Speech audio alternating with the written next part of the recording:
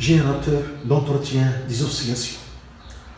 Pour créer, au bord du condensateur de capacité C égale 10 nanofarad, une tension sinusoïdale entretenue en monte en série avec le condensateur et une bobine d'inductance L et de résistance R, un générateur G qui délivre une tension UG proportionnelle à l'intensité I du courant qui est 10 bits. UG égale K fois I. 1. Établir l'équation différentielle vérifiée par la charge Q. 2. Lorsque le facteur K prend la valeur K égale 11 en unité légale dans le système international des unités, on obtient des oscillations sinusoïdales de fréquence F0 égale 5 kHz. A. En déduire la valeur de la résistance R de la bobine. B. Calculer l'inductance L de la bobine. C. Montrer que ce générateur se comporte comme une résistance négative. 1. L'équation différentielle vérifiée par la charge Q du condensateur. 1. L'équation différentielle.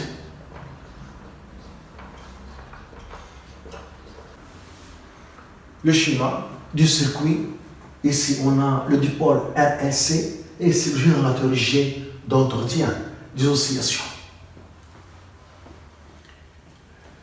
Pour trouver l'équation différentielle vérifiée par la charge Q du condensateur, on applique la loi d'additivité de tension. Donc la tension UNN est égale à la tension UNA plus la tension UAN. Ici, il y a un fil, donc le même point. Et c'est la même chose. Il y a un fil, donc c'est le même point, NN. Ici, le point A. La tension UNN, c'est la tension UG fournie par le générateur d'entretien. Est égale UNA, c'est la tension au bord de la bobine, plus UAN, c'est la tension au bord du condensateur UC. On a représenté la tension pour la bobine en convention récepteur. La même chose pour le condensateur. On a représenté la tension en convention récepteur pour la bobine et pour le condensateur. En convention récepteur, la flèche qui représente la tension et la flèche qui représente le sens du courant ont des sens opposés.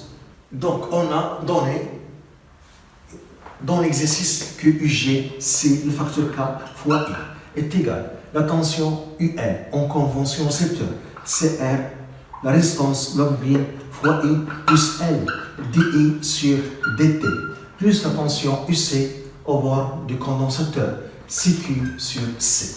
Je peux écrire cette équation de cette façon. Je déplace ce terme K fois I dans le deuxième membre. Donc j'aurai L dI sur dt plus R moins K, le tout fois I plus Q sur C est égal à 0.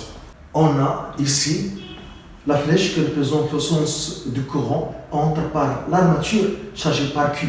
Donc I est égal dQ sur dt.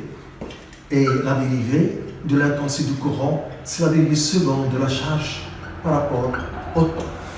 Je remplace ici. Donc L d carré Q sur dt carré plus R moins K fois I qui est dQ sur dt plus Q sur C est égal à 0. Et je divise les deux nombres par L pour écrire l'équation différentielle sous forme canonique. Donc la dérivée seconde de la charge par rapport au temps plus R moins K sur L dQ sur dt plus Q sur LC est égal à 0. C'est l'équation différentielle vérifiée par la charge Q sous forme canonique. 2A, la résistance de la bobine.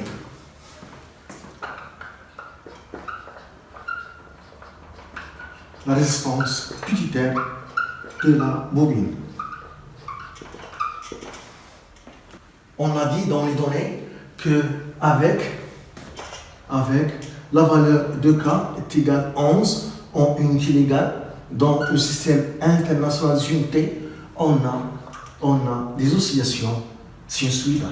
On a des oscillations sinusoïdales. Donc, l'équation différentielle s'écrit donc l'équation différentielle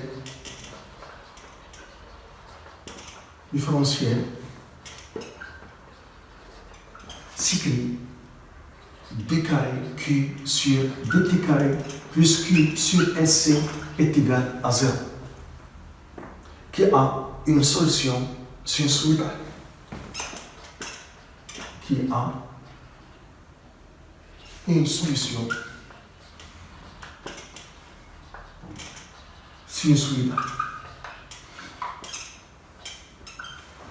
Donc, en comparant ces deux équations différentielles, ce terme est égal à 0. Donc, ce facteur qui est égal à 0. Donc R moins K est égal à 0. Donc, R, la résistance de la bobine, est égale au facteur K, qui est égal à 11 en unité légale. Donc, K est une résistance. Et unité légale de la résistance, c'est Ohm.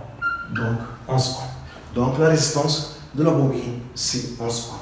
Donc, pour avoir des oscillations sinusoïdales sans amortissement dans le circuit RLC, il faut donc régler ce facteur K sur la résistance de la bobine.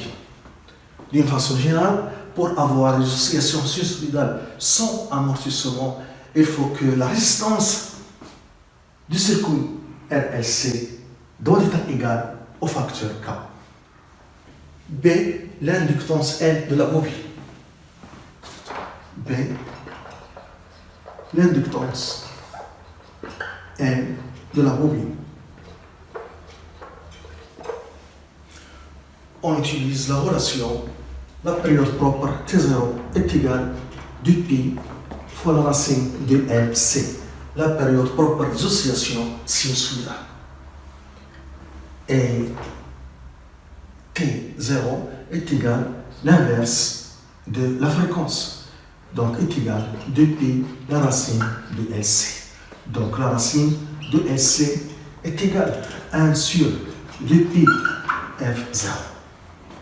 Donc L fois C est égal à 1 sur 4 pi au carré F0 au carré.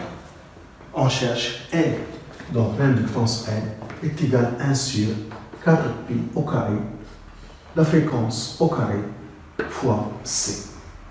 Application numérique, L est égal à 1 sur 4 pi au carré. La fréquence F0, 5 kHz, donc 5 fois 10 en Hz, le tout au carré, c'est 10 nanofarad, c'est 10 nanofarad et en farad 10 moins 9. Donc L égale, on trouve 0,1 Henry.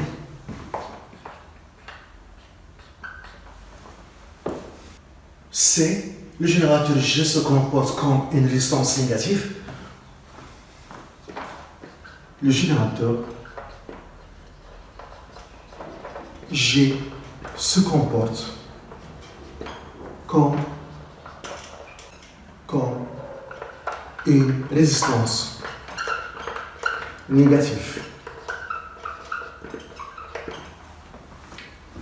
Le générateur G, donc le source de courant, c'est ça le source de courant. Donc on a la tension UG est égale K fois E.